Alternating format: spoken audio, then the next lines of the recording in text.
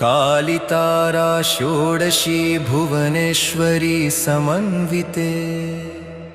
छिन्नाभैरवि धूमावती बगला मातृका मातंगी कमलायुक्ते देवी त्वां प्रणमाम्यहम् नमोस्तुते महाकाली कालकालप्रदेनी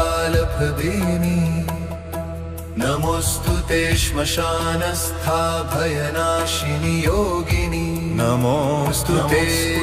खड्गहस्ता मुण्डमाला विभूषिते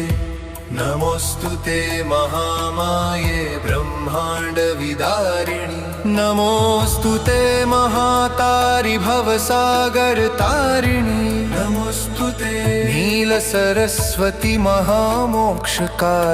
नमोस्तुते शब्द बीज स्वरूपिणी वरानने।